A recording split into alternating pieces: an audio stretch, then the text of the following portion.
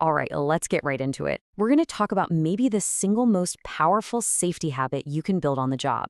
It's it's so simple, it's almost revolutionary. And believe it or not, it all boils down to one little number. 5. Yep, that's it. Just 5. On a busy day, we're always thinking in hours, right? But what if I told you that the most important thing you do all day could take just 5 minutes? I mean, really think about that for a second. What can you actually do in 5 minutes? Send a quick email, maybe grab a coffee? It doesn't sound like a lot of time. But when it comes to your safety and the safety of your whole team, in those 5 minutes, you can prevent an accident, you can save a life. And that life might just be your own. And it all happens through a really simple but incredibly powerful procedure. It's called Take 5, and it's exactly what it sounds like. A simple 5-step safety procedure to help you spot and control any hazards before you start a task. See, this is all about being proactive, not reactive. So let's break down exactly how you do it. Okay, step 1 is the foundation for everything else. You just stop and think. Before you even touch a tool, before you flip a single switch, you pause. And look, this isn't about slowing down the job. It's about investing a quick moment to get your head in the game. It all starts by asking yourself a few really important questions. First up, just mentally walk through the job. What are the actual steps from start to finish? It's so easy to just go on autopilot, especially for a task you've done 100 times. But this is about taking a second to consciously see the whole process in your mind before you even start. And next, what's the right order to do them in? I mean, doing things out of sequence can create all kinds of new risks you didn't plan for. That procedure exists for a reason, so let's make sure we're actually following it. All right, now for a little bit of honest self-assessment. Ask yourself, am I actually the right person for this job? Do I have the training, the skills I need to do this safely? And you know what? It's absolutely okay to say, nope, I need some help here. And finally, ask yourself, has anything changed?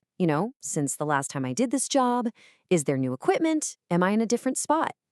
Even a tiny change can have a huge impact on safety, so you've got to be aware of it. Okay, so once you've run through those mental checks, we're on to step 2, see the dangers. Now that your brain is engaged, it's time to actually use your eyes.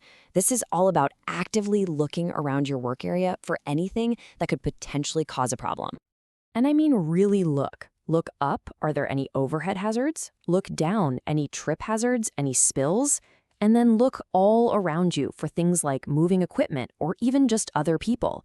Don't just give it a quick glance. Do a full 360-degree scan of your entire workspace. And this is so important. It's a 2-part mission. First, you've got to ask, what can hurt me? What are the risks to me personally? But then, and this is just as crucial, you have to ask, what here can hurt others? Because safety, it's a team sport, 100%. So you've seen the potential dangers. You can't just walk away, right? That brings us to steps 3 and 4, and these two really go hand in hand. Control and communicate. This is where you stop just looking and you start doing. Okay, so for every single hazard you identified, you have to ask this critical question. Can I control this? Like, do I have the right tools, the right gear, the authority to make this situation safe? If the answer is no, then that's it. You stop the job and you go get help. Period. And that leads right into communication. Who needs to know what you found? Who needs to know what you're doing to fix it? We're talking your supervisor, your coworkers, basically anyone who could be affected. This is how you close the loop and make sure everyone is on the same page. So it's this really simple, powerful flow. You identify the hazard, you establish a control for it, and then you communicate what you're doing. That simple process, that's what keeps everyone safe. Okay, I need to pause for a second because this is a really important exception. This Take 5 process we're talking about is great for most situations, but if you work underground, you have to use the specific Take 5 that's designed for underground work. This is not optional. It's an absolute must. And that brings us to the final step. Step 5, work safe, stay safe. You've done the prep, you've controlled the hazards, you've talked to your team. Now it's time to actually do the work. But that safety mindset doesn't just switch off.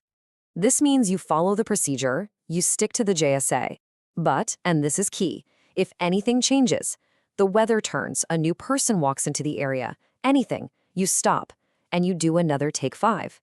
See, safety isn't a one and done thing. It's a continuous loop.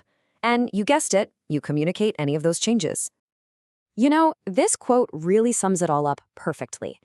Take 5 isn't just some procedure. It's not a box you check on a form. It's a professional habit. It's a skill you build that protects literally everyone.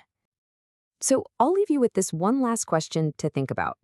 The job itself might take hours, but safety, that just takes 5 minutes. When you put it like that, which one is really more important?